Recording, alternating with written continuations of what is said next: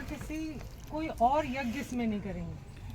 अगर आपने ये पात्र लिया, आप सोचें कि अब कोई और यज्ञ कर दे, तो ये एक्सक्लूसिव अग्निहोत्र के लिए पात्र है।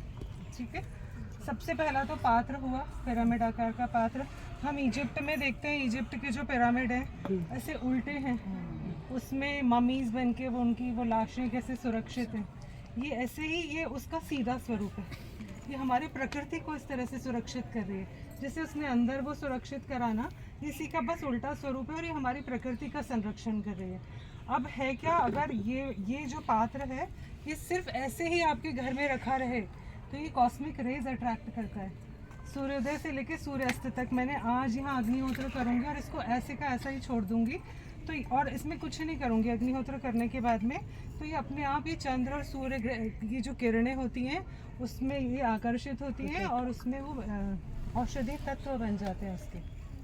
और ये जो इसके बाद राख बचेगी वो भयंकर औषधि है मेरे लिए। तो मैं आपको बताऊंगी कि कौन कौन सी बीमारियां मैंने से ठीक करी है, इसकी पूरी पुस्तक है अग्निहोत्र चिकित्सा।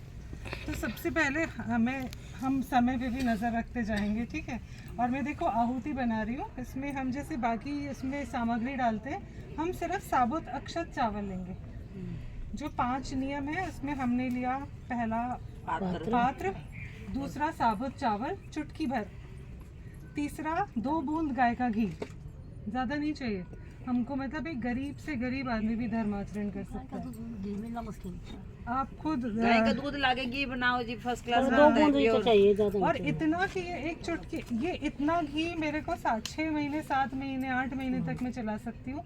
इतनी कम सामग्री में मैं अग्निहोत्र कर सकते हैं हम, कम से कम में। तो ये इतना जितना ये चावल इसमें चिपड़ जाए, बस इतना सा घी चाहिए हमको, इससे कम में कोई पूजा हो सकती है। और इसके परिणाम बताऊंगी तो आप सोचोगे कि आप झूठ बोल रहे हो, ऐसे नहीं हो सकता, अभी बताऊंगी।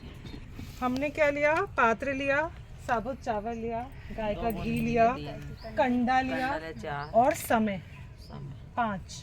इन 5 चीज़ों के अलावा ना आपको दिशा का वहम करना है कि किस दिशा में बैठ के करूं, ना आपको पीरियड्स का वहम करना है कि मेरे को पीरियड्स है करूं नहीं करूं। ये जो पद्धति है ये इसको कहते हैं कि आपका व्रत है, ये आपका प्रकृति के लिए आपका कर्तव्य है।